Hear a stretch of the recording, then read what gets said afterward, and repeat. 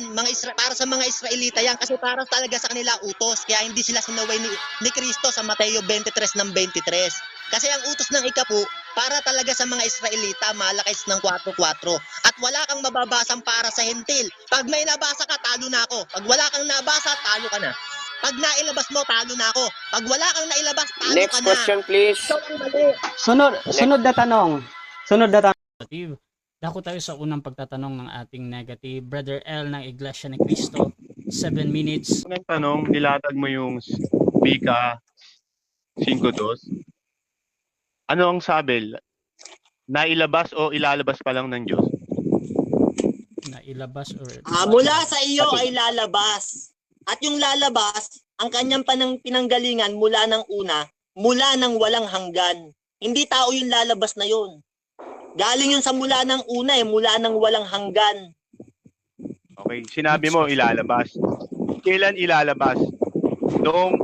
Noong wala pang sanlibutan o meron ng Bethlehem, nakausap ang Diyos. Categorical. Wala pang sanlibutan. Siya kasi yung karunungan at kapangyarihan ng Diyos ayon sa unang Korinto 1:24 Ang katunayan, sa Kawikaan ng 8 ng 22, inari ako ng Panginoon nung pasimula ng kanyang lakad, sabi nung karunungan. Wala pang nililika, inari na siya ng Panginoon yung karunungan. Si Kristo yon, unang Korinto 1:24. Ang tinatanong ko kasi, sige, next question. Ang itinatanong ko, kung sino yung ilalabas ng Diyos. Kasi sabi mo, nailabas na, di ba? Sino yung ilalabas ng Diyos? Nakausap ng Bethlehem.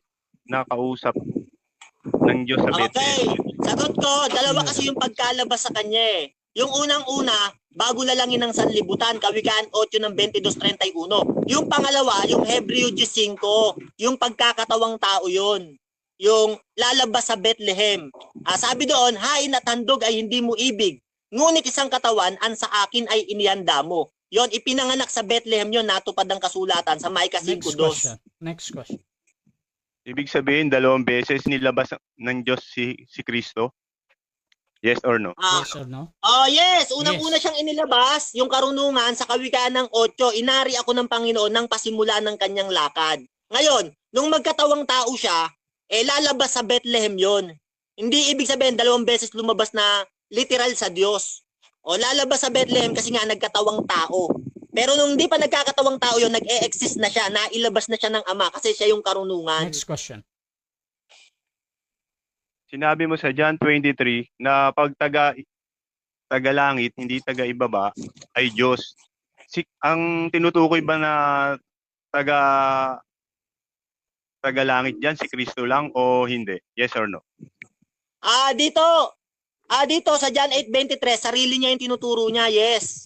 Kasi siya ang nagsabi niyan kayo yung mga taga-ibaba, ako'y taga-itaas. Sarili niya yung sinasabi niya diyan. Walang iba. Taga-itaas talaga siya hindi siya taga rito, sabi niya. Kaya nga hindi tao yan, kapatid Diyos yan. Nagtataka nga ako sa iglesia niyo Bakit pinipilipit niyo mga talata? Next question. Paano yung mga apostol na sinabi ni Kristo na hindi rin sila taga-ibaba? Diyos rin ba sila? Ibang context naman yon. Siyempre, nakapagmana sila ng buhay na walang hanggan Kaya, meron na silang parte sa langit. Iba naman yung kapatid. Iba naman itong sinasabi ni Kristo. Kaya ligaw talaga iglesia nyo Sabog-sabog aral nyo Damay-damay Next question. Next question. Sabi mo, ang tao pag nasa langit, nagugutom pa sa tumatae. May nabasa ka ba sa Biblia na ang tao sa langit magugutom pa? Wala. Wala. Aral nyo yun Sabi nyo, tao nung nasa langit, tao nung bababa, tao nung mangaral, tao nung pumanik. Aral nyo yun taong nasa langit. Siyempre, ang tao tumatae. Kaya nga nagtataka ako sa aral nyo Pag tumae yung Kristo nyo, babagsak sa iglesia nyo, dudumi. Babaho iglesia nyo. Kasi tao yung Kristo nyo. Mali yan, kapatid. Next Maling question. aral yan. Pag ang tao ba hindi kumakain, tatay ba yun? Yes or no? Pwedeng tumae kahit hindi kumakain. Kasi pwedeng nung kinain niya nung nakaraan, pwede niya pang itai yun. Kaya nga yung Kristo niya, nagtataka ako, taong nasa langit wala namang inidoro sa langit pag tumae Kristo nyo. Yung Kristo namin, hindi. Katawang ukol sa Espiritu yon. Unang Korinto 15:45. Next question.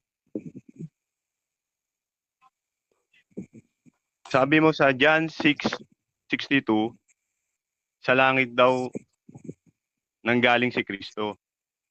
Alam mo ba ang konteksto ng John 6:62 kung ano yung tinutukoy na pag-aakyatan ni Kristo? Yes or no? 10 seconds ako. Ang sabi ko sa John 6:62, hindi ganon. Sabi ko, kung makita niyong umaakit ang anak ng tao sa kinaroroonan niya ng una, yun ang nakasulat eh.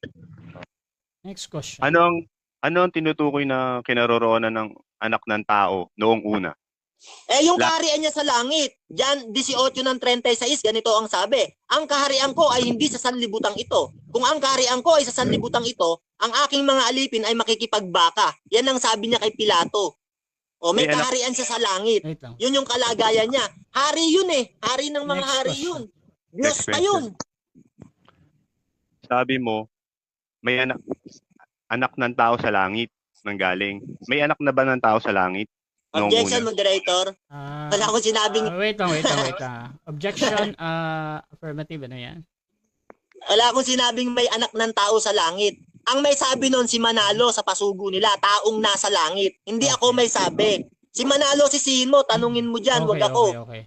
Meron bang counter objection? Wala daw siyang sinabing gano'n. Talata eh.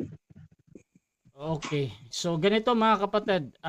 Ito yung judgment natin. Brother Mario, during cross kasi, lalo na pag nagtatanong, hindi ako judge either sinabi mo yun or hindi ha. So, tinatanggap ko pa din yun as a valid question ni Brother Masasagot L. ako. At Brother L, pwede mong ulitin yung tanong or you can rephrase. Proceed ka bro sa Sige. question. Ulitin ko lang yung tanong. Proceed bro. Kasi nakalagay sa I'm ready. John 6:62. Ano nga kung makita niyo umaakit ang anak ng tao sa kinaroroonan niya ng una? Ano ang kinaroroonan ng anak ng tao noong una? Langit ba to yung Ayan. Wait lang. Bro Okay. Mario. Gusto ko lang madinig yung huli kasi may parang categorical yun eh. Brother L. categorical? Ano ulit? Ano ang 62 na kinaroroonan ng anak ng tao noong una? Langit ba to o yung lupa? Langit or lupa? Parehas, langit at lupa. Sa Proceed. kawikaan kasi ng 8:31, nagagalak ang karunungan sa lupang tinatahanan ng Ama. Tapos sa kawikaan ng 8:27, nang itatag niya ang langit, nandoon ako, sabi nung karunungan. Kaya parehas, lupang hindi rito. Lupang tinatahanan ng Ama at langit. Parehas nandoon yung karunungan. Narating niya yon. Next question. May verse yan, 50 letra por seconds. letra. Next question. Yung karunungan ba anak ng tao? Yes or no? Yes. Nung magkatawang tao, yes. Yes. Pero nung hindi pa nagkakatawang tao, anak yun ng Diyos, bugtong na anak yun. Objection yun. Hindi tao wait yun. lang. Time stop. Objection, Brother L, ano yan?